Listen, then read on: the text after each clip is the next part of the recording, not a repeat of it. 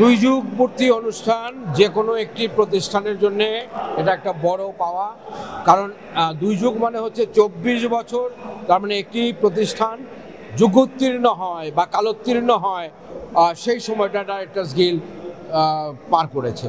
সুতরাং দুই যুগের যে পূর্তি অনুষ্ঠান, আমি খুবই ভাগ্যবান যে আমি যেই সময়ে সভাপতি হয়েছি ডাইরেক্টর্স গিল্ড অফ বাংলাদেশের, সেই সময়ে ডাইরেক্টর্স গিল্ড তার দুই যুগে পদার্পণ করলো। সুতরাং আমি মনে করি এটা সভাপতি হিসাবে আমার জন্য এটা একটা বড় ধরনের পাওয়া। আর গত 24 বছর ধরে ডাইরেক্টর্স গিল্ড অন্যান্য যে সংগঠনগুলো আছে, ওদের স্বপ্ন পূরণে পাশে থাকতে পেরে আমরা গর্বিত।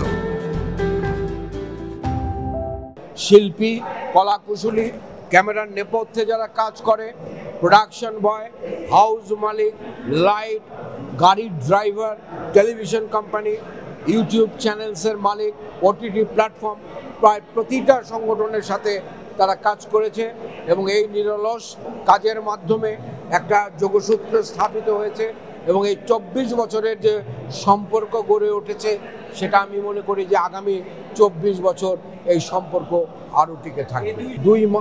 দুইটি টার্ম, দ্যাট ইজ 3 মাস করে ভাগ করে 6 মাসের কিছু কাজ আমরা হাতে নিয়েছিলাম এবং সেই কাজে আমরা কত দূর কি অগ্রসর হতে পেরেছি আজকে এই প্রতিষ্ঠাবার্ষিকীর অনুষ্ঠানে আমরা তা আমাদের নির্মাতাদের সামনে উপস্থাপন করেছি।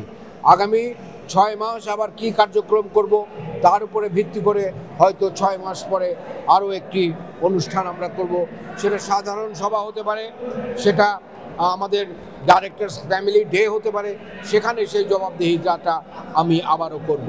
ডিরেক্টর একটা প্রতিষ্ঠানের প্রতিষ্ঠাবার্ষিকীতে প্রতিষ্ঠানটি সমস্ত যারা কাছাকাছি যারা থাকে, যতগুলো সংগঠন থাকে, তাদেরকে জানায় যে আমাদের আমন্ত্রণপত্র আমরা দিয়েছি। যেমন যে কোনো একটি টেলিভিশন কোম্পানির যখন প্রতিষ্ঠাবার্ষিকীতে হয় অনুষ্ঠান, তখন আমরা স্বপ্রণোদিত হয়ে সেখানে যাই। এখন এই প্রোগ্রামটি ডিরেক্টরদের জন্যে, নির্মাতাদের জন্যে, সেখানে কোনো সংগঠন যদি তার শুভেচ্ছা জানাতে আসে তাহলে জানাতে পারে। এখানে তারকা শূন্য বলতে কি বোঝানো হচ্ছে আমি বুঝতে পারছি না। আমাদের এখানে অনেক তারকার নির্মাতা আছে, তো তারকার নির্মাতারাই তারকাদের তৈরি করে, সুতরাং এটা আমি কোনো অভাব বোধ করছি না।